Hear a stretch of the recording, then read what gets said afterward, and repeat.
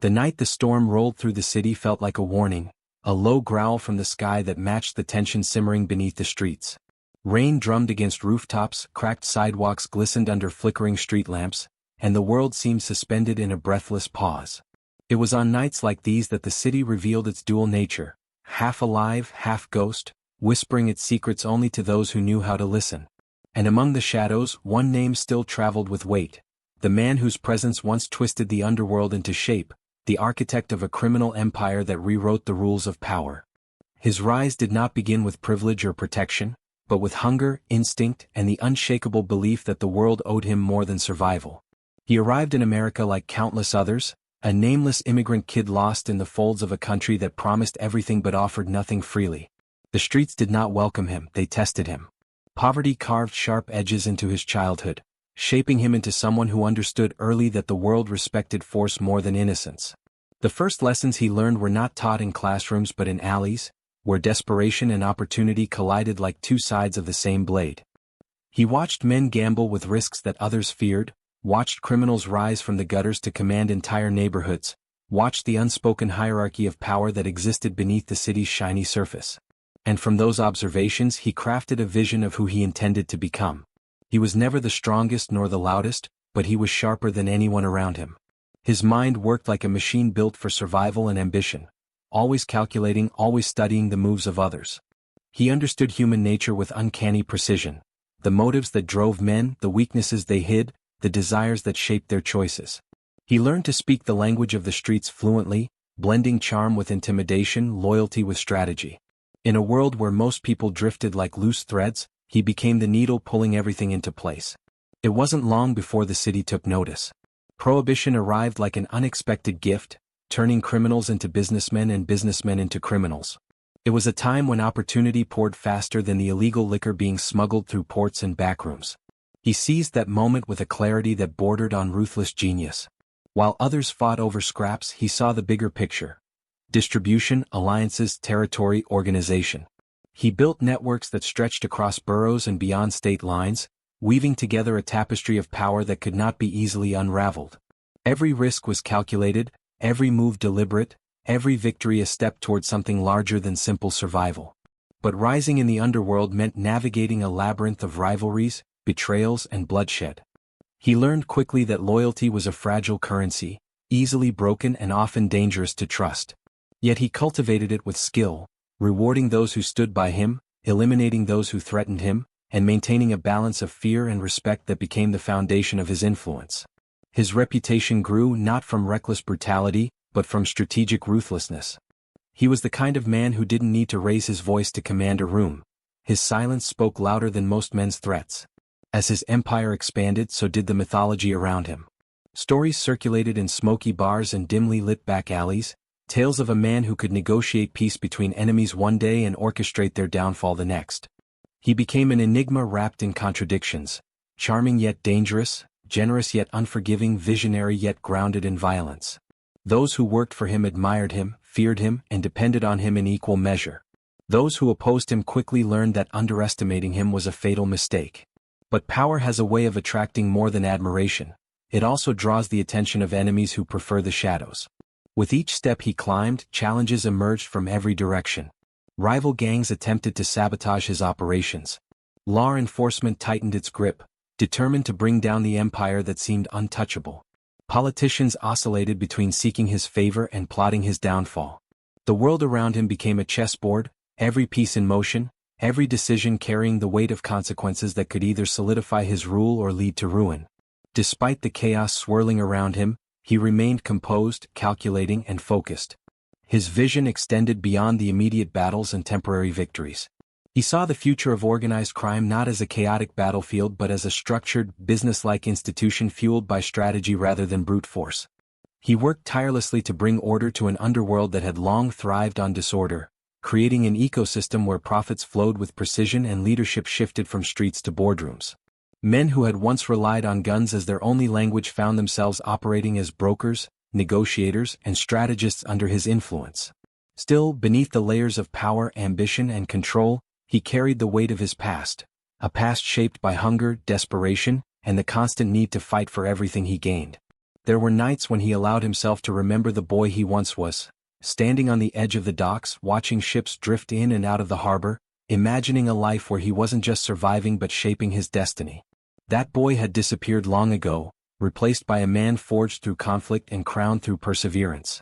Yet the echoes of that early struggle remained, grounding him in a way that even power could not erase. As the storm outside intensified, he sat in the quiet of his room, looking out at the city that had once tried to break him. Its lights flickered like distant promises, each one a reminder of how far he had come. The man who arrived with nothing now held an empire that touched every shadowed corner of the city. But he knew that power, like the storm, was unpredictable, beautiful, destructive, and always one step away from turning on the man who controlled it. And on that night, as thunder rumbled across the skyline, he understood the truth that defined every rise to greatness.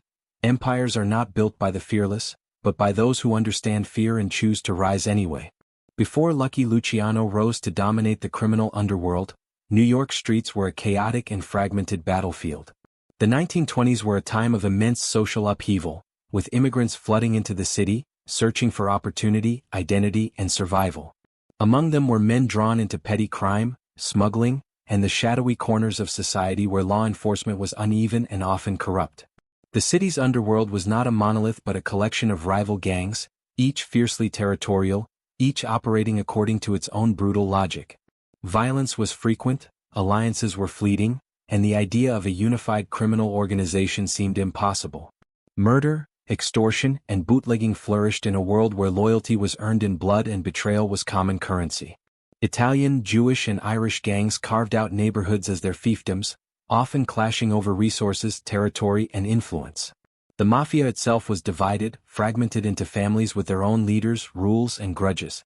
There was little coordination, no central authority, and no system to prevent conflict. This lack of structure meant that even the most successful criminal could be brought down by a rival at any moment. Life in this underworld demanded constant vigilance, a willingness to act without hesitation, and a ruthless understanding of human nature. Many experienced criminals struggled to rise above the street-level chaos, often falling victim to the very violence they sought to wield. The era of prohibition only intensified the chaos. With alcohol banned nationwide, gangs saw unprecedented opportunities to profit from bootlegging, speakeasies, and illegal distilleries. But with wealth came competition, and competition brought bloodshed. The city's criminal landscape was a theater of war, where alliances formed and crumbled overnight, and trust was a rare commodity. For every gang that gained temporary dominance, another would rise to challenge it, creating a perpetual cycle of conflict. It was in this environment, rife with danger and unpredictability, that the young Luciano first learned to navigate the intricate and deadly dance of power. Amidst the violence and disarray, a psychological dimension governed survival. Fear was the currency of respect, and intimidation was often more effective than force. Observing how alliances shifted, how men manipulated and betrayed one another, and how loyalty could be bought or broken, Luciano began to internalize the lessons that would later define his command of the Mafia. The city itself was a teacher, harsh, unforgiving, and full of subtle signals about when to act, when to wait, and how to understand the motivations of friend and foe alike. By the time Luciano entered the fray as a rising figure, he encountered an underworld desperate for order. The chaos that others accepted as normal became a canvas for his vision. Unlike the gangsters who saw violence as an end in itself, Luciano recognized patterns, potential hierarchies, and the possibility of uniting warring factions under a single, strategic plan. The fractured criminal world, full of mistrust and bloodshed, would ultimately become the proving ground for his intellect, ambition, and ruthlessness. It was this landscape, raw, dangerous, and unpredictable, that set the stage for the rise of a man who would not merely survive the streets but transform them into a disciplined empire of crime. Lucky Luciano's story did not begin in the glamorous world of power and influence. It began in the crowded, chaotic streets of the Lower East Side of Manhattan, a neighborhood teeming with immigrants, ambition, and poverty. Born as Salvatore Lucania in 1897 to Sicilian parents, he grew up in an environment that demanded toughness, resourcefulness, and an unflinching will to survive. From an early age, Luciano was exposed to the harsh realities of urban life: overcrowded tenements, scarce opportunities, and a daily struggle to assert oneself in a world that seemed indifferent to the weak. The streets were both a playground and a battlefield, shaping his psyche in ways that would later define his rise to power. As a child, Luciano displayed a natural intelligence and an acute sense of observation. He noticed patterns in human behavior, the ways people could be persuaded, manipulated, or intimidated. His formative years were marked by small acts of defiance, petty theft, and the constant testing of boundaries. These early experiences cultivated in him an understanding of risk, reward, and strategy, lessons far more sophisticated than mere survival. He learned quickly that physical strength alone was insufficient. Power was rooted in perception, alliances, and psychological dominance. Teenage years saw Luciano stepping more decisively into the criminal world. He became affiliated with local gangs, navigating the intricate social hierarchies of street life. These associations provided him not only with protection but also with early exposure to organized crime, smuggling, and illicit businesses that skirted the law. Luciano's ambition, however, set him apart from his peers. While many were content with localized influence or fleeting notoriety, he had a vision for something far greater: a structured, disciplined, and profitable criminal empire. Even in his youth, he displayed an uncanny ability to broker alliances, mediate disputes, and recognize the potential in others, skills that would later become hallmarks of his leadership. The psychological dimension of his upbringing cannot be overstated. Growing up amid hardship and ethnic tension taught Luciano lessons about loyalty, betrayal, and the brutal calculus of trust. Every interaction, every street encounter, became a subtle negotiation of power. He learned to read people, to anticipate actions, and to exploit weaknesses, skills that would serve him as he maneuvered through the volatile world of organized crime. At the same time, he cultivated charm, charisma, and a capacity to inspire loyalty, balancing intimidation with respect to create a magnetic persona. Luciano's early criminal endeavors were often small-scale but strategically significant. Petty robberies, protection rackets, and minor gang skirmishes served as the testing ground for his methods of control, negotiation, and enforcement. Each success reinforced his understanding of hierarchy and operational efficiency, sowing the seeds for the larger empire he would one day construct. His streetwise cunning, combined with a relentless drive for advancement, allowed him to rise faster than his contemporaries, earning him both allies and enemies at a young age. By the time Luciano reached adulthood, he was no longer merely a street kid. He was a calculating operative with a vision. He understood that brute force alone could not sustain power. It required strategy, organization, and psychological insight. The early experiences of hunger, violence, and social marginalization had honed his instincts, sharpened his intellect, and forged a personality capable of both charm and ruthlessness. These traits set the stage for his transformation from a neighborhood hustler into the mastermind who would redefine the Mafia, codifying the secret commandments that governed loyalty, fear, and obedience in the criminal underworld. Luciano's ascent from street-level operative to Mafia kingpin was not a matter of luck. It was a product of meticulous planning, strategic alliances, and an almost surgical understanding of power. By the late 1920s, he had recognized that the chaotic, fragmented underworld of New York offered both peril and unprecedented opportunity. While rival gangs were consumed by short-term gains and bloody disputes, Luciano was thinking several moves ahead, envisioning an organized network that could unite factions, maximize profits, and minimize risk. His genius lay in his ability to combine the brutality of a gangster with the analytical mind of a strategist, transforming criminal enterprise into a sophisticated, hierarchical system reminiscent of a corporation. Central to this vision were the alliances Luciano forged with influential figures in the criminal landscape. Meyer Lansky, a fellow strategist, provided financial acumen and a vision for large-scale operations, while Vito Genovese and other key lieutenants brought muscle, local influence, and loyalty. Luciano's ability to recognize talent and leverage it strategically set him apart from rivals, who often valued loyalty over skill. He orchestrated collaborations across ethnic lines, uniting Italian, Jewish, and even Irish criminal elements under mutually beneficial arrangements. These partnerships were not born out of sentiment. They were calculated moves in a larger game, designed to consolidate power and create stability in a world previously dominated by chaos. The organizational model Luciano built was revolutionary. He codified roles, responsibilities, and a chain of command, establishing a central authority that could enforce rules, resolve disputes, and coordinate criminal enterprises.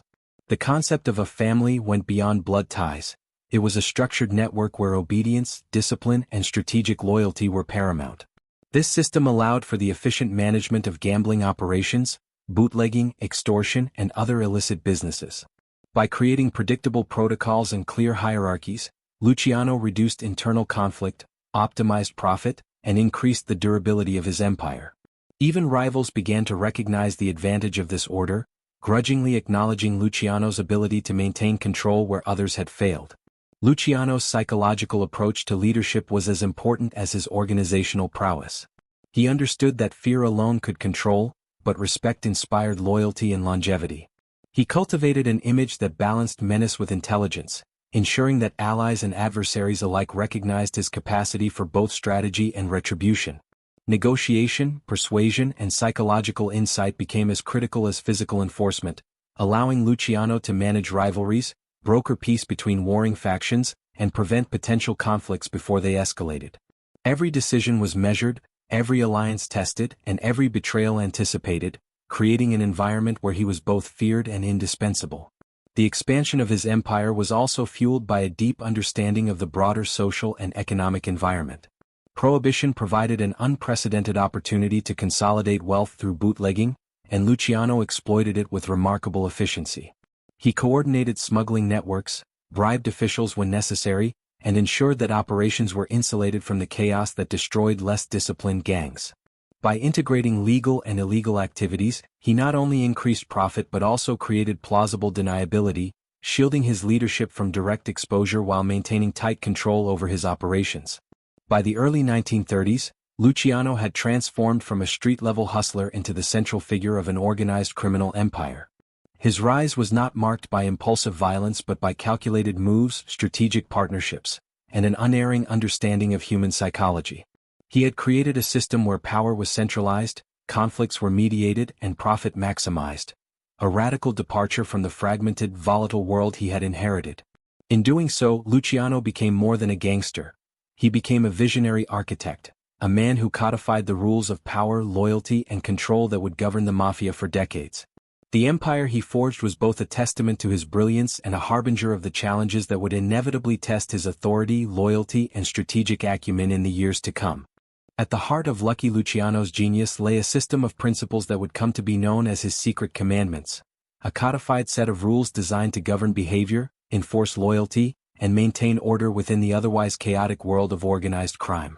Unlike the arbitrary brutality of his predecessors, Luciano understood that a sustainable criminal empire required more than muscle. It required structure, predictability, and psychological leverage. These rules were not written on paper, yet they were observed with almost religious adherence, shaping the interactions, decisions, and fates of those within his orbit. They provided a blueprint for power, outlining what was acceptable, what was punishable, and how loyalty and respect were to be demonstrated. The first and perhaps most crucial commandment was absolute loyalty. To betray the family, to violate trust, or to act in self-interest at the expense of the collective, was not merely frowned upon, it was punishable by death. Loyalty became a psychological currency, one that Luciano manipulated expertly. By rewarding allegiance and swiftly punishing betrayal, he created a culture of fear and respect that bound his network together. Men who might otherwise have competed against one another were compelled to act in concert, understanding that personal ambition had to be subordinated to the collective strength of the empire. Secrecy formed the second pillar of his commandments. In a world of informants, law enforcement pressure, and rival factions, knowledge was power, and the indiscriminate sharing of information was a mortal risk. Luciano drilled into his subordinates the importance of discretion, ensuring that operations, alliances, and even internal conflicts remained hidden from prying eyes. This culture of secrecy allowed him to anticipate threats, prevent leaks, and maintain the upper hand, giving him the ability to operate in shadows while projecting an image of invulnerability. Another key principle was strategic obedience. Authority within Luciano's organization was clearly defined, and adherence to the chain of command was non-negotiable. Orders were to be followed without hesitation, but they were also carefully considered and justified. By combining strict hierarchical enforcement with psychological respect, Luciano ensured that his subordinates were both disciplined and motivated, creating a dual sense of fear and loyalty that reinforced his control. This structure reduced the risk of rogue actions that could destabilize the organization, while giving each member a clear understanding of their role and purpose. Violence and retribution were also codified within these commandments. Luciano recognized that fear alone could not sustain control. It needed to be calibrated, consistent, and strategic. Punishments were meted out with precision, often as a calculated demonstration of power and a warning to others. This was not chaotic brutality, it was a tool, a psychological lever designed to instill obedience and reinforce the moral and operational framework of the organization. Members learned quickly that their actions had consequences, and that the rules were not suggestions but inviolable laws. Finally, profit and enterprise were central to the commandments. The organization was not merely a collection of criminals, it was a business with assets, markets, and long-term goals. Luciano's rules emphasized efficiency, collaboration, and the prioritization of strategic gain over impulsive violence or personal vendettas. Members were expected to operate with both discipline and foresight, understanding that short-term conflicts could jeopardize long-term stability and wealth. In this way, the commandments intertwined morality, psychology, and business acumen, creating a system that elevated the Mafia from chaotic gangs into a coherent, enduring empire. The psychological impact of these secret commandments cannot be overstated. They created an environment where trust was earned, betrayal punished, and ambition harnessed to collective goals. They instilled fear, respect, and a sense of inevitability that allowed Luciano to maintain power far beyond what brute force alone could achieve. These unwritten rules became the invisible architecture of his empire, dictating not only behavior but also thought, loyalty, and strategic decision-making. In codifying these principles, Luciano transformed organized crime into a disciplined institution, setting the standard for generations of criminals who would follow, and leaving a legacy of order, control, and ruthless efficiency that continues to define the Mafia even today. Luciano's secret commandments were only part of the broader moral and psychological framework that governed the Mafia, but they were inseparable from the enduring code of omerta, the unspoken, inviolable law of silence. This code was more than a rule, it was a philosophy, a way of life that defined loyalty, honor, and survival in the criminal underworld. Omerta demanded that no matter the circumstance, no member of the organization would cooperate with law enforcement, divulge secrets, or betray the family. It was a social contract enforced through fear, respect, and the constant threat of violent retribution, ensuring that the delicate structures of power remained unchallenged from within. The psychological weight of omerta was immense. To break it was to invite not just death but social obliteration. Members internalized the code as an absolute truth, shaping every decision and every relationship. It created a shared identity, a sense of belonging to something greater than oneself, while simultaneously instilling a constant awareness of consequence. Luciano understood that adherence to omerta could be as effective a tool for control as the threat of violence itself. It bound men together, creating a collective discipline and psychological cohesion that allowed the Mafia to operate with consistency and secrecy in an environment otherwise dominated by chaos and mistrust. Omerta also codified the delicate balance between loyalty and pragmatism. While allegiance to the family was paramount, Luciano's leadership recognized that survival sometimes required strategic deception or calculated risk. Members were expected to navigate this tension carefully, exercising judgment within the bounds of loyalty. This created a psychological environment where fear, respect, and strategic thinking intertwined, training members to anticipate both threats and opportunities while reinforcing the central authority of the leadership. The code functioned not just as a rule of silence, but as a tool for shaping the minds and behaviors of those under Luciano's command. Beneath the surface of loyalty, the Mafia's moral code also addressed concepts of honor, reputation, and retribution. Acts of cowardice, betrayal, or disloyalty were punished with brutal efficiency, serving as cautionary tales for others. Conversely, courage, discretion, and strategic thinking were rewarded, creating a system of incentives that reinforced desired behaviors. In this way, the Code of Omerta became a psychological framework as much as a legal one, guiding not only what members could do, but also how they were expected to think and interact with both allies and enemies. The moral complexity of this system was stark. While it demanded loyalty and silence, it also tolerated and at times encouraged manipulation, deceit, and calculated ruthlessness in service of the collective goal. Members were trained to navigate the gray areas of morality, understanding that the survival of the family often necessitated actions that would be unconscionable in ordinary society. Luciano's genius was in recognizing and exploiting this tension, using it to create a disciplined, psychologically resilient organization that could withstand internal and external pressures.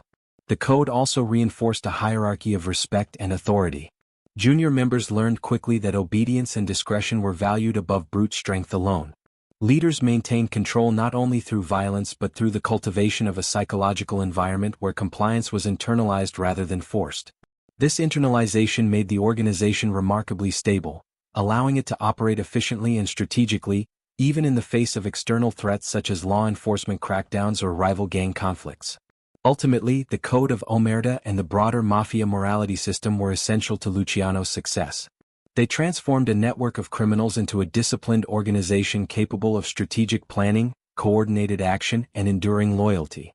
Members were bound by fear, respect, and shared identity, allowing Luciano to exercise psychological control that rivaled and often surpassed the influence of physical force.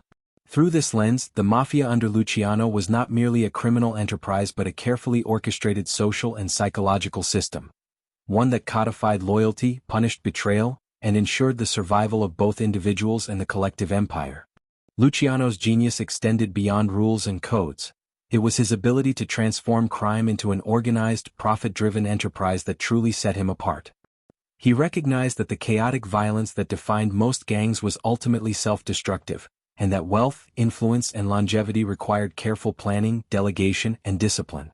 The business of crime under Luciano was no longer an ad hoc series of robberies and turf wars. It was a structured network where every operation served a strategic purpose, every decision was weighed for risk and reward, and every member of the organization had a clearly defined role. In his hands, illegal enterprises became efficient, hierarchical systems, mirroring the operations of legitimate businesses while operating entirely outside the law. Bootlegging during Prohibition provided the initial foundation for Luciano's empire. He oversaw the importation, distribution, and sale of alcohol on a scale that rivaled legal trade networks. Speakeasies, underground distilleries, and smuggling routes were meticulously coordinated, with alliances across neighborhoods, ethnic groups, and even criminal specialties.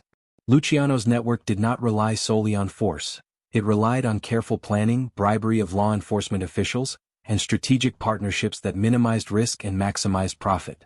Every shipment, every transaction, and every distribution point was part of a larger plan, demonstrating the sophistication of his criminal enterprise and his understanding of both economics and human behavior. Beyond alcohol, Luciano expanded into gambling, establishing networks of illegal casinos, betting operations, and loan sharking enterprises. These ventures were not merely money-making schemes. They were tools for consolidating influence and loyalty. By controlling lucrative revenue streams, he could reward allies, punish rivals, and reinforce the hierarchical structure of his organization. Gambling also provided a steady flow of intelligence. Through monitoring debts, disputes, and movements, Luciano was able to anticipate conflicts, detect disloyalty, and exercise psychological control over both clients and subordinates. Labor racketeering and union manipulation became another cornerstone of Luciano's operations. By infiltrating unions and businesses, he could exert influence over legitimate industries, ensuring that profits flowed to his organization while maintaining plausible deniability.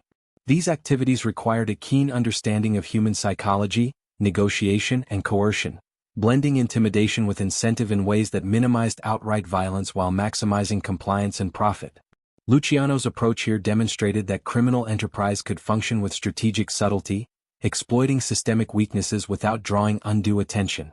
Narcotics, although controversial within mafia circles, were another avenue through which Luciano expanded his influence. While risky, they offered immense financial returns and allowed him to consolidate power over distribution networks, alliances, and even rival factions.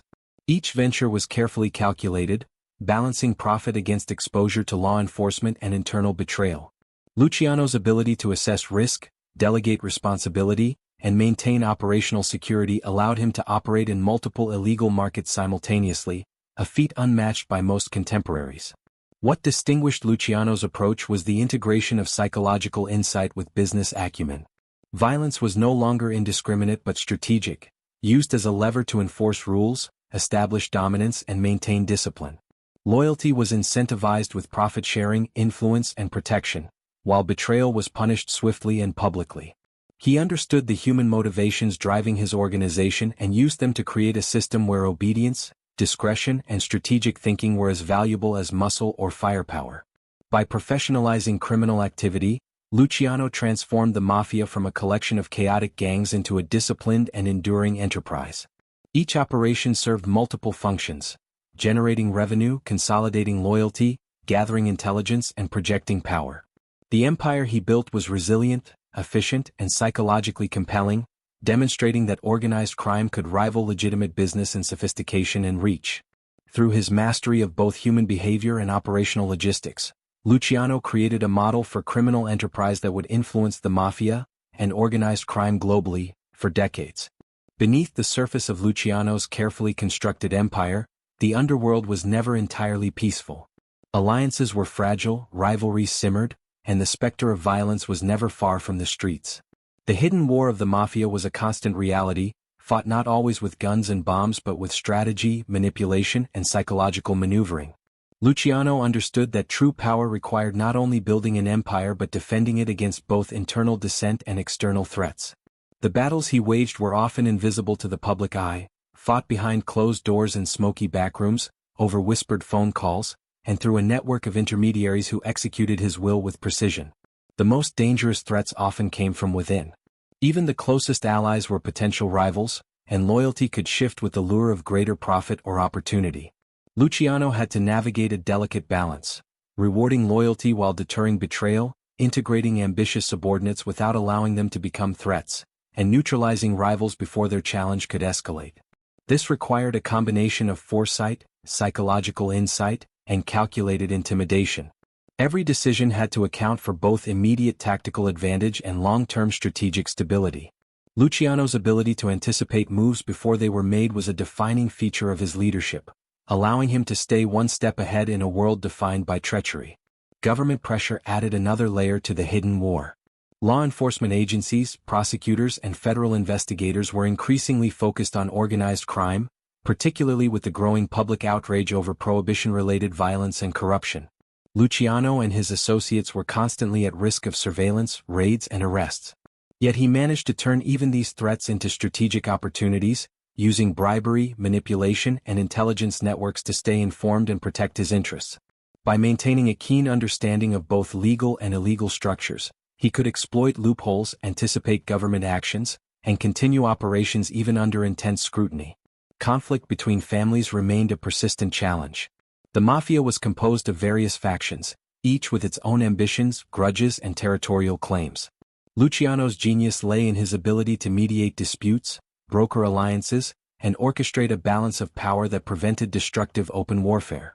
He created systems for negotiation and conflict resolution, often leveraging the threat of lethal force as a deterrent rather than a first resort. In doing so, he maintained stability while projecting authority, demonstrating that power could be exercised through psychological control as effectively as through physical violence. The hidden war also extended to the operational front. Smuggling routes were constantly threatened by rival gangs, shipments could be hijacked, and revenue streams disrupted. Luciano's empire relied on precise coordination, intelligence gathering, and swift response to threats. By employing a combination of loyal lieutenants, informants, and strategic enforcers, he ensured that operations continued smoothly even amidst the turbulence of intergang conflict and law enforcement pressure. Every victory, every prevented betrayal, reinforced his reputation and solidified his dominance.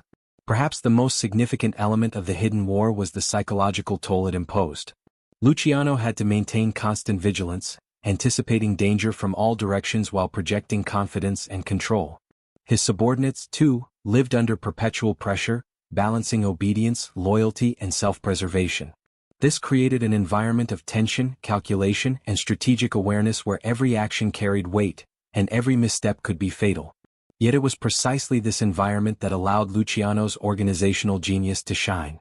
By mastering both human behavior and strategic operations, he could orchestrate a complex network that appeared invulnerable even amidst chaos. In the end, the hidden war was not merely a series of battles. It was a test of Luciano's vision, intellect, and psychological mastery. It required him to anticipate betrayal, neutralize threats, and maintain cohesion across a sprawling, high-stakes enterprise.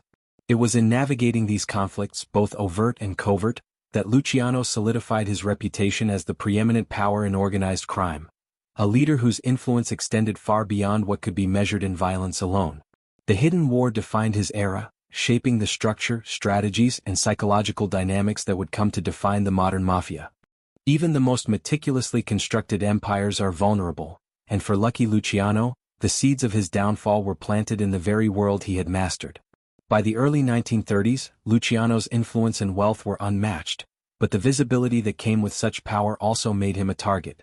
Law enforcement agencies, emboldened by public outrage over organized crime, were increasingly focused on dismantling the Mafia's operations.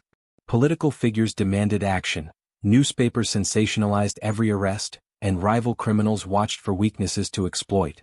In this environment, Luciano's carefully maintained balance of fear, loyalty, and control was about to face its greatest test. The beginning of his fall came with a series of arrests and investigations that shook the underworld.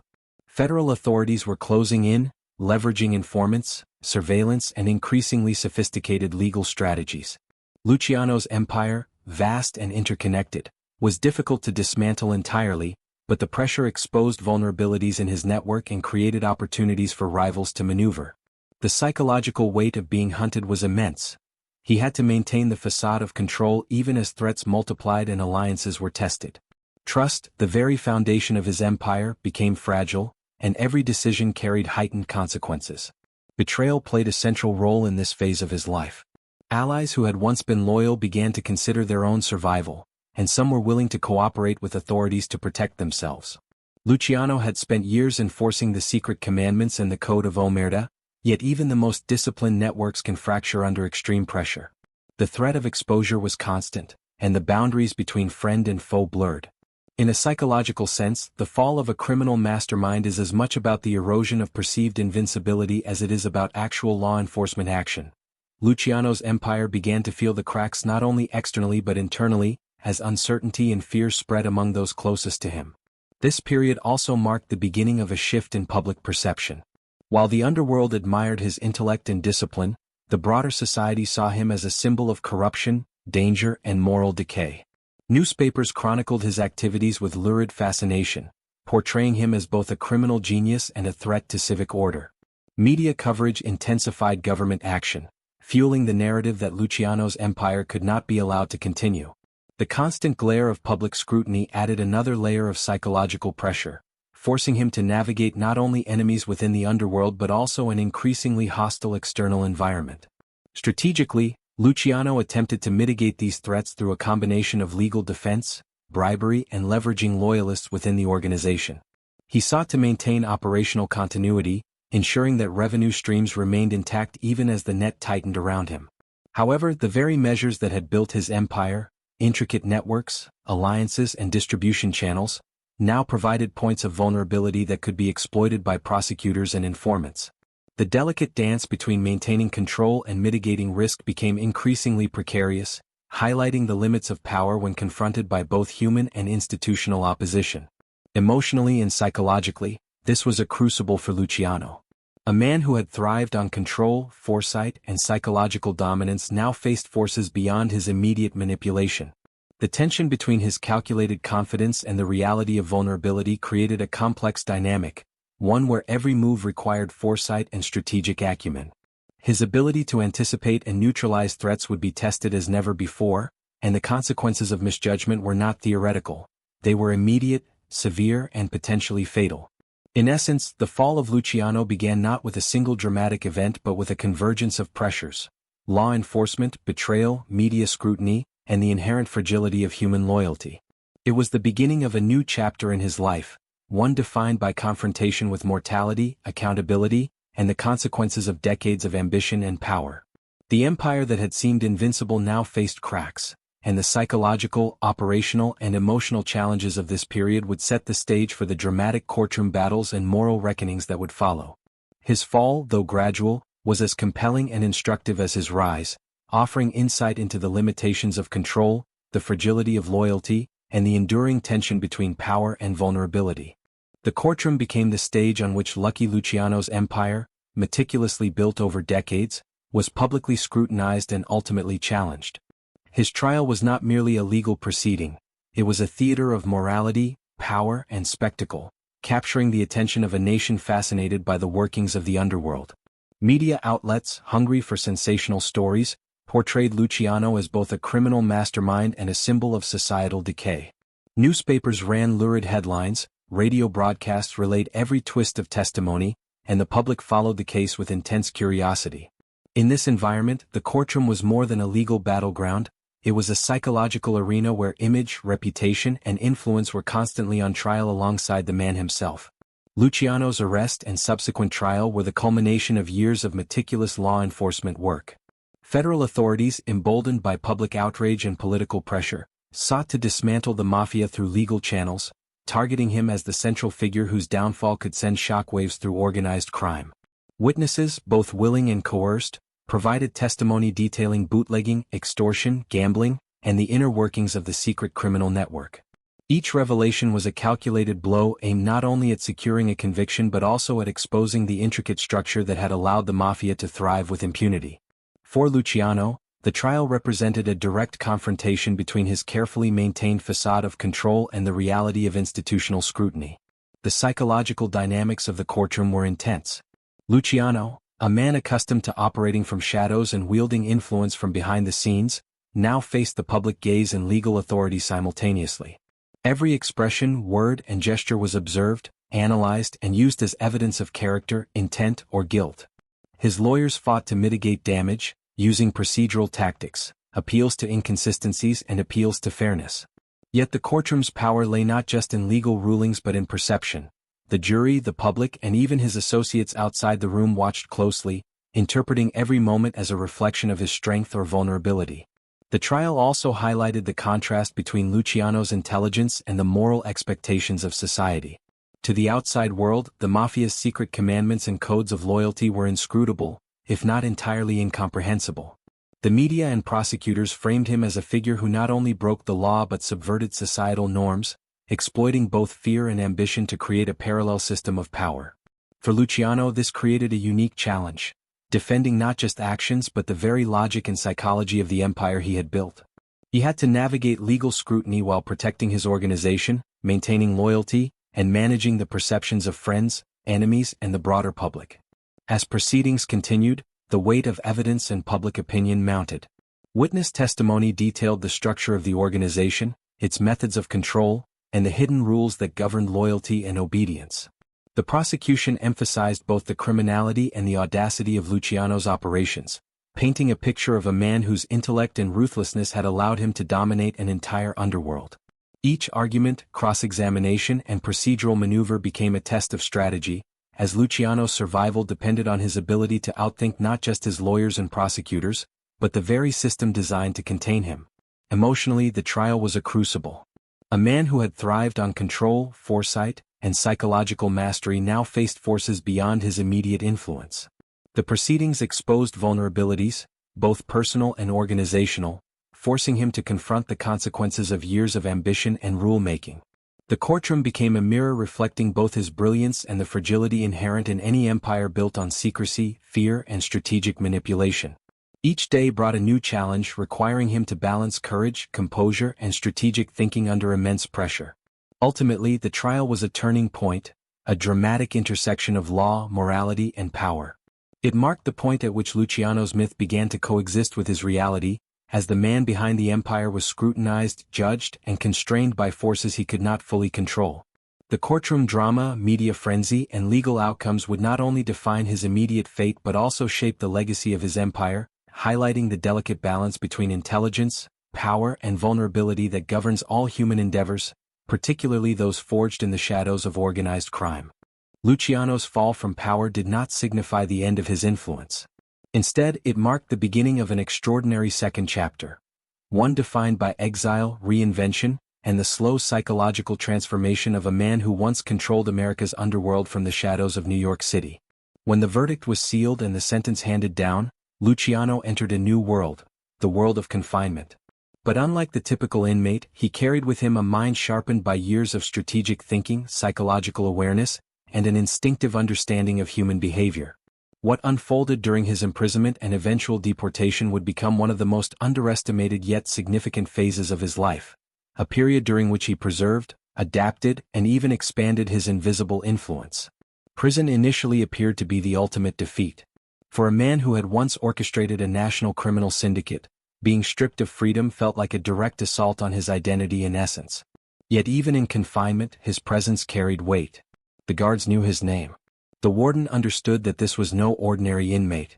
Fellow prisoners recognized him as the mastermind who had restructured organized crime in America.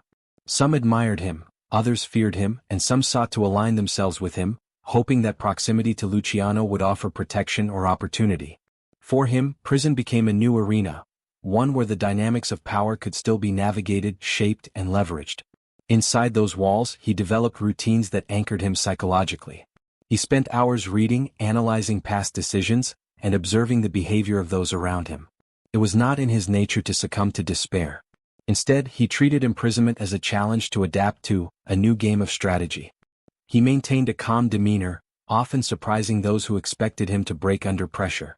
In truth, he was reconstructing his internal framework, refining his understanding of leadership, human motivation, and the vulnerabilities of power.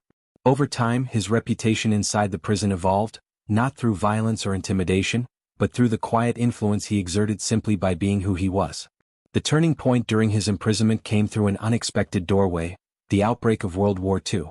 With America's coastlines increasingly vulnerable to sabotage, espionage, and foreign infiltration, the U.S. government found itself in need of assistance from an unlikely source. Naval intelligence, seeking to secure ports and shipping routes, recognized that the Mafia's reach extended far beyond the walls of prison. Luciano's network, built through years of negotiation, alliance building, and psychological insight, included dockworkers, union workers, and individuals who held sway over the maritime world. Despite being incarcerated, he remained the single most powerful link to a system that could provide protection where law enforcement had limited visibility. This led to one of the most controversial arrangements in American history, a covert collaboration between government officials and the imprisoned Mafia boss. The government approached him with caution, fully aware that they were initiating contact with a man whose criminal empire they had spent years attempting to dismantle. Yet desperation overshadowed ideology. Luciano understood the significance of this opportunity.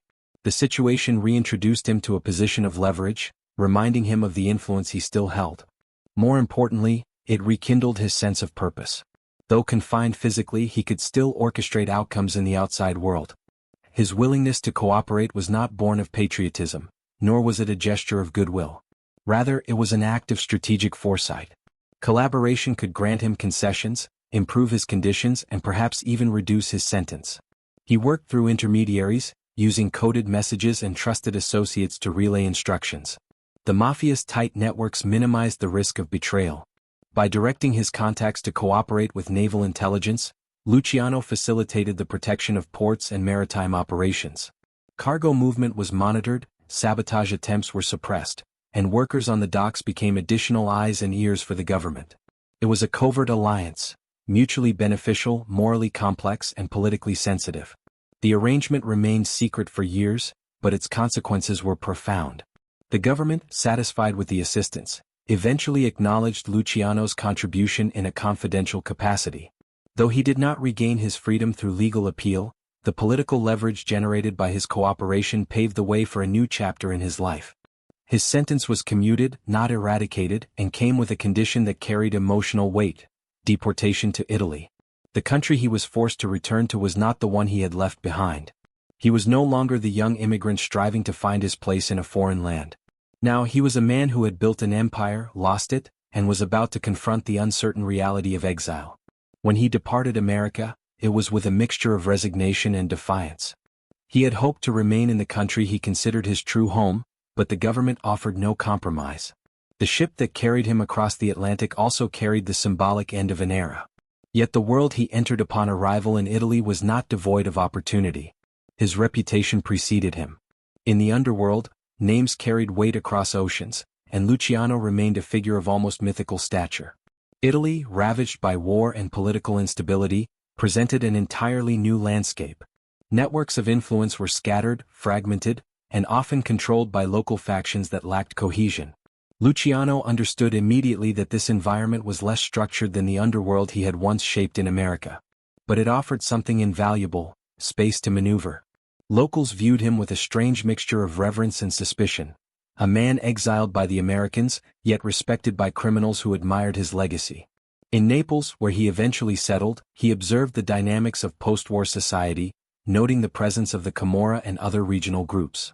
He knew these organizations operated differently from the American Mafia, Yet he also recognized they could be influenced through negotiation and careful alliance building.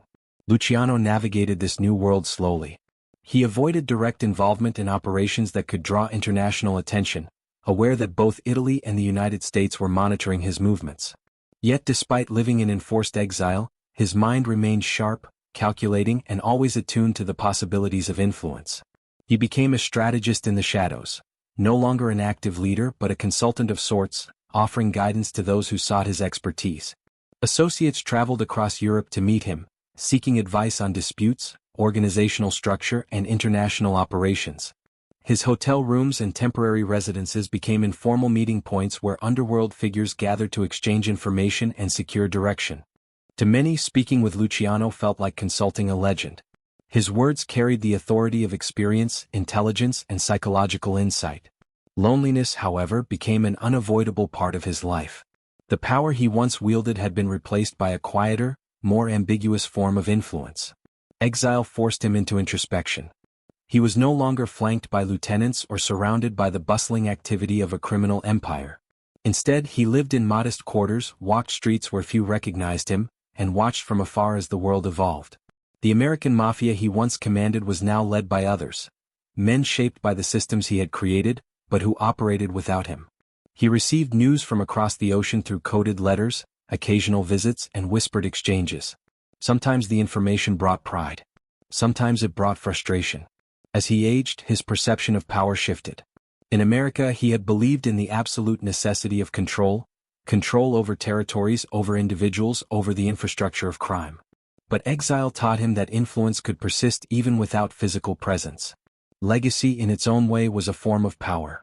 Younger generations of mob figures studied his methods, adopted his organizational principles, and aspired to replicate his strategic brilliance. His name still appeared in private conversations, whispered in meetings, referenced in disputes as a symbol of authority. Even from across the ocean, he remained a ghost hovering over the American underworld.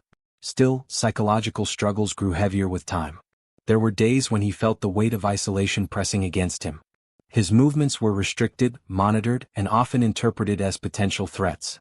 He had survived prison through discipline and mental fortitude, but exile required a different kind of endurance, the endurance of irrelevance, of watching one's empire evolve without one's hand guiding it. He often reflected on the choices he had made, the alliances he had forged, and the principles he had established.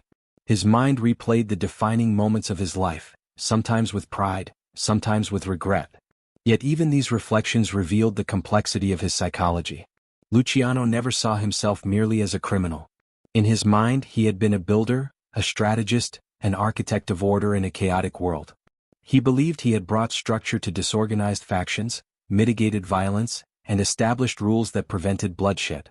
Whether this perspective was self-justification or genuine conviction is difficult to determine, but it shaped his understanding of his legacy.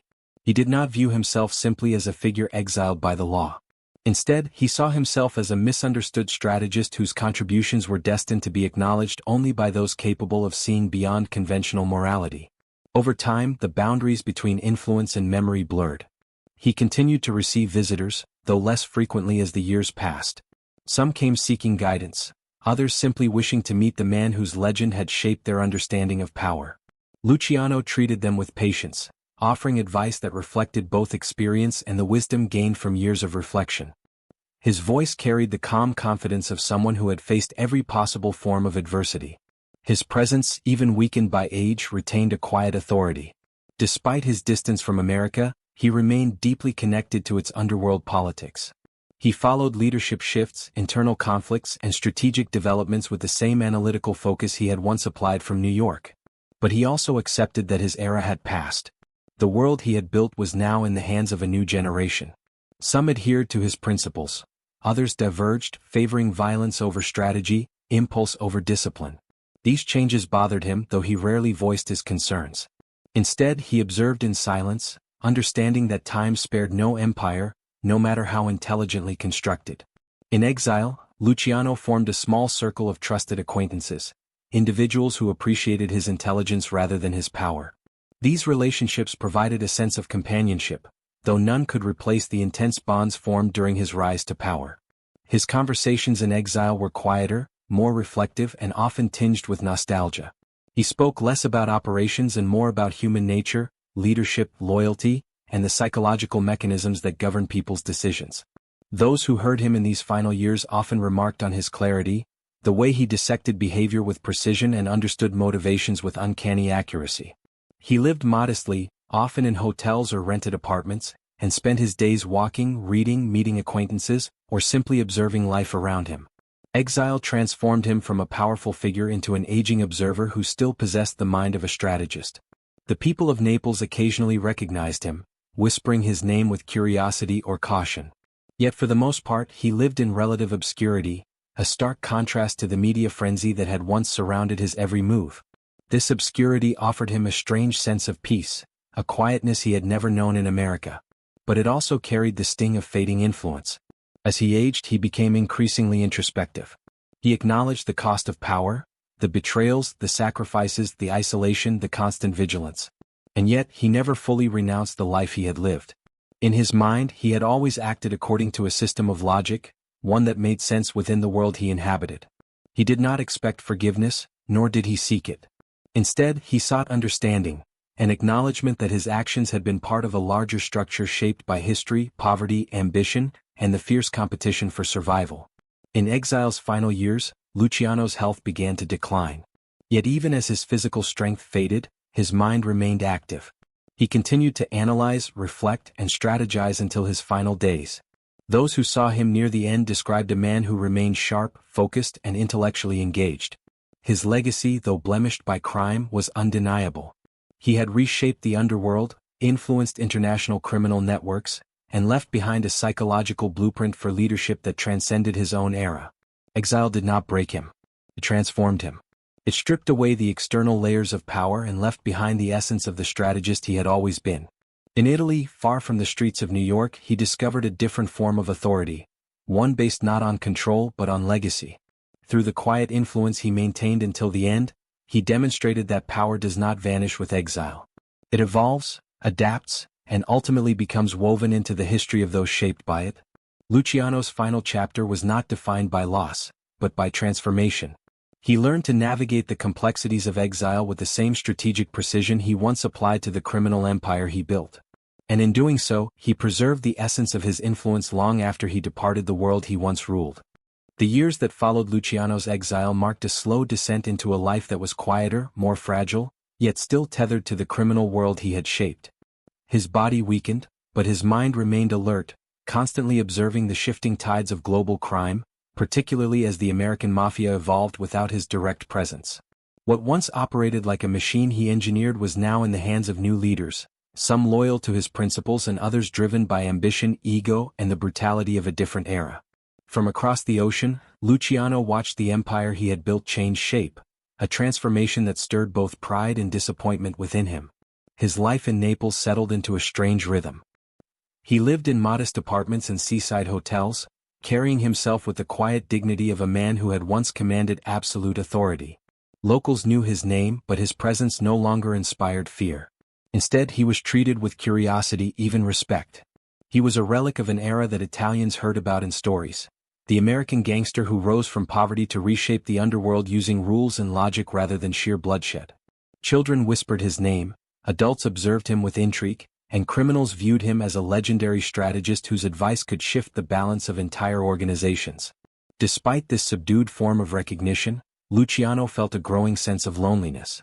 Exile had stripped him of familiar streets, familiar allies, and the pulse of New York's criminal network, the very system he had once navigated with intuitive ease. His health deteriorated slowly. Migraines, heart issues, and fatigue became part of his daily life. He walked with deliberate steps, careful not to overstrain himself, yet his eyes still held the sharpness of a man who saw more than he ever revealed. In these final years, Luciano's reflections became deeper and more frequent. He spent long evenings sitting by his window overlooking the streets of Naples, watching life unfold in small details, the laughter of children, the voices of merchants, the shuffle of old men playing cards at sunset. These scenes reminded him of his own beginnings, of the boy who stepped off a boat into New York Harbor with nothing but ambition burning inside him. The contrast between that hungry street kid and the aging figure in exile was impossible to ignore. Visitors continued to arrive, Emissaries from America, envoys from Sicily, members of the Camorra, and international figures wanting guidance. For many, meeting Luciano was like receiving counsel from a retired king whose wisdom still carried weight, even if his throne had vanished. He offered advice sparingly, often more philosophical than tactical. He warned them about the dangers of pride, the importance of structure, and the necessity of loyalty. But above all, he emphasized restraint, a lesson that few in the new generation seemed to understand. His frustration grew as he heard reports of reckless violence in America, of rival mobs engaging in unnecessary wars, of leaders prioritizing ego over stability. This was not the Mafia he had envisioned. Though he was physically detached from America, his influence endured in invisible ways. His teachings shaped the syndicate's operations, even when they veered into directions he disapproved of. His name was still invoked in disputes, sometimes as a guiding reference, sometimes as a warning. In a world where reputation often mattered more than presence, Luciano remained a shadow behind the decisions of others. His personal relationships in these final years were sparse but meaningful. He formed bonds with a handful of locals, individuals who knew him not as a mafia architect but as an aging man living quietly in their neighborhood. Some brought him meals, others played cards with him, and a few offered companionship during long evenings. They respected his privacy but sensed the weight he carried, the unspoken burden of a man whose life had been defined by both brilliance and brutality. Despite moments of genuine connection, Luciano could not escape the psychological distance that had defined much of his life. Power had isolated him even when he sat at the center of an empire, and exile intensified that isolation. He often wondered whether the life he built had been worth the cost. The betrayals, the violence, the nights of paranoia, the sacrifices made in pursuit of order, all these memories followed him like shadows. Yet he never fully renounced his past. In his mind he had brought structure to chaos. He had imposed rules where none existed. He had created a system that allowed thousands of men to operate under predictable logic rather than blind instinct. That justification remained intact, even as he questioned the personal toll. On certain days he felt closer to peace. Walking along the harbor or sitting on a bench beneath the shade of a tree, he found solace in the ordinary moments that had eluded him in his youth. For the first time he could observe life without having to control it. But the calmness never lasted long. The world occasionally reminded him of what he had been and what he had lost. A newspaper headline mentioning American crime families. A letter from an old associate. A quiet conversation with a visitor who still addressed him as boss, even though he wielded no official power. As the years passed, Luciano became increasingly aware that his time was running out. His health declined more noticeably, his body no longer capable of supporting the sharpness of his mind. He began to speak more openly about regrets, not of building the mob, but of moments where his choices had caused suffering to those who trusted him. He remembered the faces of allies lost in wars, the friends betrayed, the relationships sacrificed. He also remembered the triumphs, the nights of victory where he felt invincible, the meetings where he reshaped the future with a single decision. But the greatest internal conflict he faced in his final years was the battle between legacy and mortality. He had built an empire that changed the criminal world, but he had no family of his own. No children to inherit his stories. No partner to share his twilight years. His legacy existed only through the men who followed him, the organizations that still operated under the rules he established, and the stories whispered by those who admired his strategic mind. In these reflections, Luciano began to see his life as a mosaic of contradictions. Power built through violence, order maintained through fear, loyalty upheld by threat. He understood that history would never judge him kindly, nor did he expect it to. His goal had never been redemption. It had been control, influence, and the pursuit of a vision that required sacrifices few could comprehend.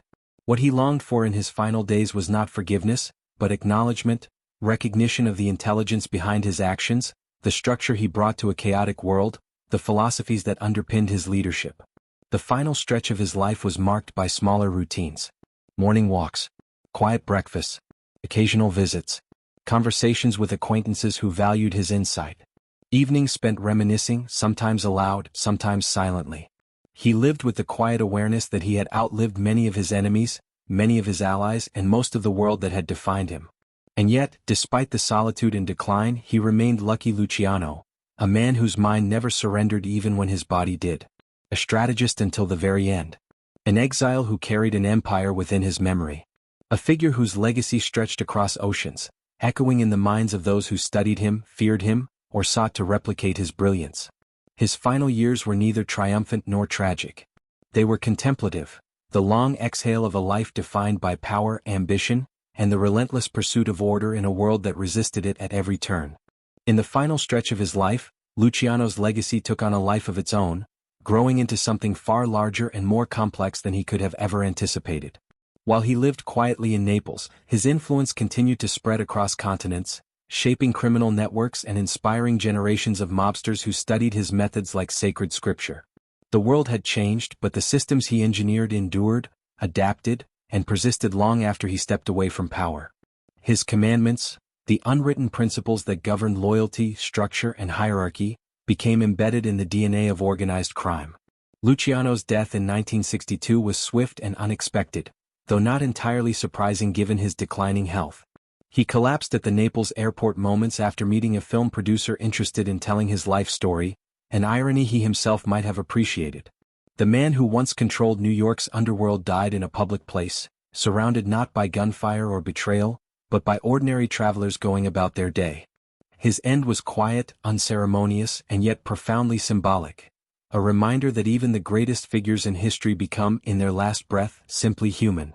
News of his death rippled across continents. In America, old-timers who once served under him paused to remember the era he defined. Younger mobsters, many of whom never met him, spoke his name with reverence. Law enforcement agencies reflected on the man who had forced them to rethink their entire approach to organized crime. Journalists revisited archives, searching for the best way to narrate the life of a figure who was equal parts legend and villain. In Italy, locals who occasionally saw him walking the streets of Naples felt a strange emptiness. Though he had not lived as a don there, he had become part of the city's quiet mythology, the American gangster in exile, the man with calm eyes who carried a lifetime of secrets. His funeral was modest, attended by a handful of acquaintances, a few distant relatives, and several men who traveled discreetly from the United States. There were no grand displays of power, no elaborate ceremonies. Luciano left the world as silently as he had once moved through the backrooms of nightclubs and underground meetings. Yet death did not diminish him. If anything, it amplified his presence. Over the years, historians began dissecting the intricacies of his strategies. Film directors transformed aspects of his life into cinematic narratives. Crime writers referenced him as the turning point in Mafia history. And within the underworld, his legacy became a blueprint, a model for how a criminal organization should run if it wished to survive, expand, and avoid self-destruction. At the heart of Luciano's legacy was the Commission. His decision to abolish the old world hierarchy and replace it with a governing council reshaped the Mafia from a collection of volatile clans into a structured syndicate. The Commission's principles, negotiation over impulsive violence, balanced distribution of power, collective decision-making, became fundamental to the stability of organized crime in America. Even decades after his death, the Commission continued to operate in his image, guided by the structure he had envisioned and enforced. Equally important was the psychological framework he introduced. Luciano understood human behavior with uncanny precision. He knew what motivated men, what frightened them, and what boundaries they would never cross unless pushed. His approach to power was not rooted in raw brutality, though he certainly employed violence when necessary. Instead, he relied on psychology, emotional leverage, strategic alliances, and the quiet power of trust. His teachings became folklore within the mob. Never show weakness, always think 2 steps ahead, reward loyalty, punish betrayal, and most importantly, build systems that outlast individuals. His influence spread beyond Italian-American organized crime. International networks, from Havana to Marseille, adopted elements of his structure. Drug trafficking operations studied his logistical strategies. Even law enforcement agencies indirectly benefited from Luciano's innovations. His creation of a centralized criminal network forced investigators to develop better intelligence systems, interagency cooperation, and long-term surveillance strategies. In a strange way, Luciano helped modernize both sides of the law. But legacy is not defined only by power. It is also shaped by contradiction, and Luciano's life was filled with them. He was a man who despised unnecessary violence yet built his empire on actions that left bodies buried in unmarked graves. He believed in loyalty but orchestrated betrayals when strategically necessary. He claimed to bring order, yet the world he operated in remained inherently chaotic. To some, he was a visionary. To others, a criminal. To historians, he was an enigma, a figure who could not be neatly categorized, whose motives were as layered as his operations. In the decades after his death, myths began to intertwine with facts. Stories about him became larger than life.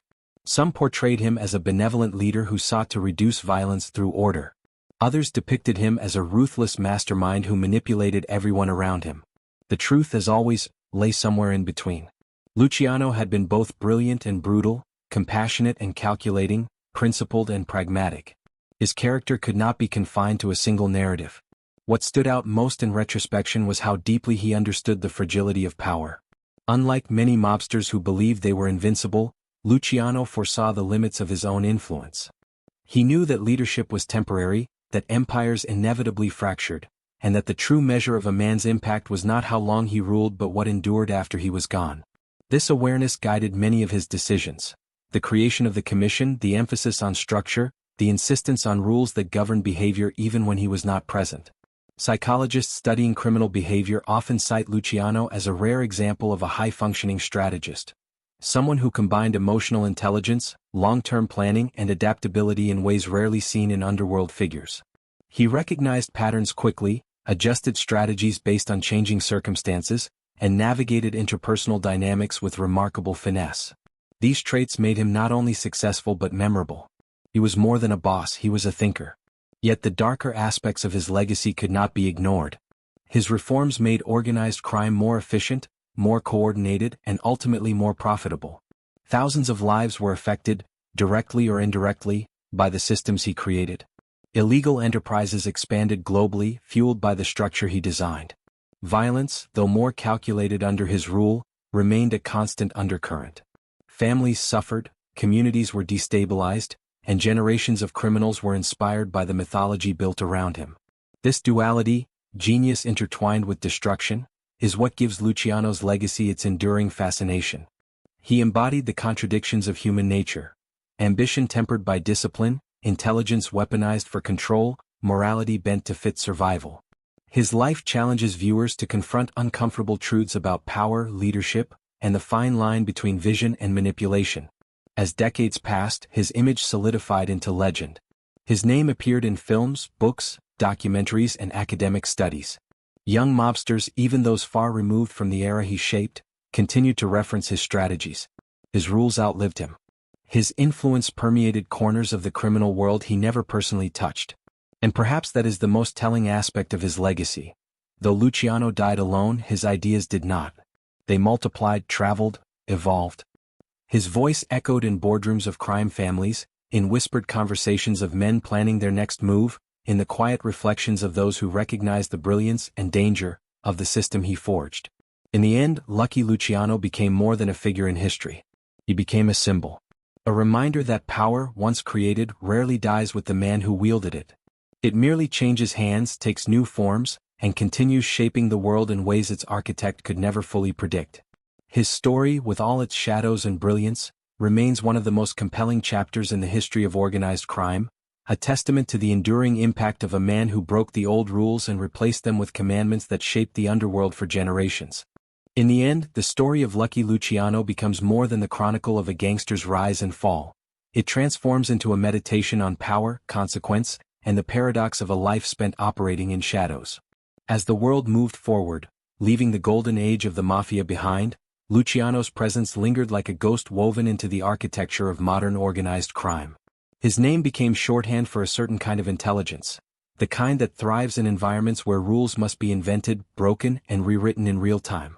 His story is a reminder not just of what he did, but of what he represented: ambition unchecked by moral boundaries, loyalty forged under pressure, and the delicate balance between control and chaos.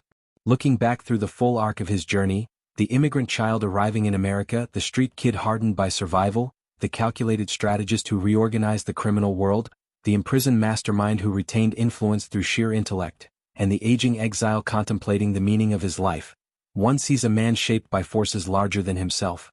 Poverty, discrimination, violence, and opportunity carved pathways that led him toward organized crime long before he fully understood what his future would become. The world he entered was already corrupt, already struggling with competing powers, already teetering between order and lawlessness. Luciano simply learned to navigate it better than anyone else. The deeper one explores his life, the clearer it becomes that Luciano's genius lay not in brutality but in structure. He was a builder, not just a destroyer. A man capable of seeing the world as a system of interlocking parts.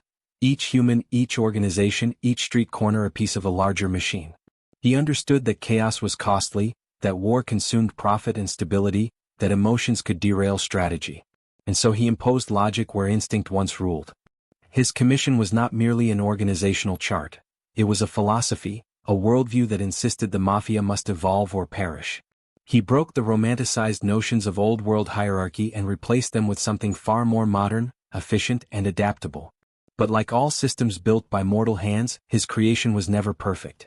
The rules he imposed could guide behavior, but they could never eliminate the human flaws at the heart of every criminal enterprise: greed, ego, betrayal, fear. Luciano knew this better than anyone. He had risen to power not because people were loyal to him, but because he understood how to steer disloyal men toward predictable behavior. His genius was not in trusting people, but in designing an environment where people's predictable weaknesses could be managed. And yet, the deeper truth is that Luciano paid a personal price for this brilliance. Leadership in the underworld demanded sacrifices he could never reclaim. He did not marry. He had no children. He could never live openly, never relax without checking for threats, never trust fully even the people closest to him. His world was one where betrayal was always a possibility, where even success brought danger, where authority demanded constant vigilance. The empire he built needed him, consumed him, and eventually replaced him.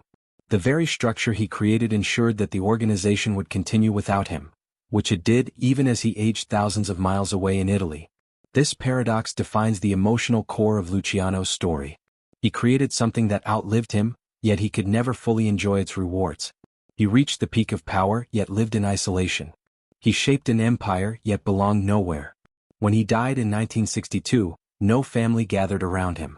No grand farewell ceremony marked his departure. Instead, his death was a quiet, almost anticlimactic moment, a stark contrast to the magnitude of his influence. And yet, the quietness of his end perhaps reveals a truth he himself understood. Power is temporary, but impact is permanent. In the decades since his passing, Luciano's legacy has been dissected endlessly by historians, criminologists, filmmakers, and novelists. Each interpretation reveals a different facet of the man. To some, he was a criminal genius who modernized the Mafia into an unstoppable force. To others, he was an opportunist who capitalized on a broken system. To law enforcement, he was a symbol of the complexity of organized crime, a reminder that structure can make criminality harder to detect, control, and dismantle. To his associates, he was the ultimate strategist, capable of seeing outcomes before they unfolded. But perhaps the most compelling interpretation comes from understanding him not as a myth, but as a human being shaped by circumstance. He was not born a mastermind. He became one because the world he lived in rewarded cunning over innocence, calculation over idealism. He did not create corruption, he navigated it. He did not invent violence, he learned how to control it. His decisions, though morally repugnant by conventional standards, were logical within the brutal ecosystem he inhabited. And so, his legacy forms a mirror, one that reflects not just the underworld but the society that produced him. The America that welcomed millions of immigrants with promises of opportunity also trapped many of them in poverty. The political machines that ran cities like New York relied on corruption and backroom deals. Business leaders, unions, police officers, all participated in systems that blurred the lines between crime and survival. Luciano simply mastered the game others played in fragmented ways. Yet the question that lingers long after his story ends is this: what does power ultimately give a man? In Luciano's case, it granted influence, fear, wealth, and historical notoriety. But it also took away peace, stability, and belonging. In his final years, he lived as a legend without a throne, a mastermind without an empire, a strategist whose brilliant mind had nowhere to anchor itself. The quieter moments of his exile reveal a man reflecting on a life of contradictions, proud of his accomplishments, yet aware of the costs, certain of his vision, yet unsure of the humanity he lost along the way. His story teaches that power built on shadows offers no refuge. It consumes, it isolates, and it ultimately fades into memory. But it also teaches that the human mind, when paired with opportunity, resilience, and ruthlessness, can reshape entire worlds. Luciano did not simply survive the underworld. He reorganized it, defined it, and set its course for decades. His rules governed men he would never meet. His ideas transcended borders. His structure became the foundation of criminal networks across continents. In the broader arc of history, Lucky Luciano stands not as a cautionary tale nor as a figure to be glorified, but as a symbol of the human capacity for transformation. He was a boy who arrived with nothing, a man who built an empire, and an old soul who died reflecting on the strange path his life had taken. His brilliance and brutality coexisted. His legacy is both profound and haunting. And as the final curtain falls on his story, one truth becomes clear. Legends are not remembered for how they end, but for how deeply they reshape the world they leave behind. Lucky Luciano reshaped his world in ways that continue to echo, quietly but unmistakably, in the structures, behaviors, and hidden corners of power that still exist today.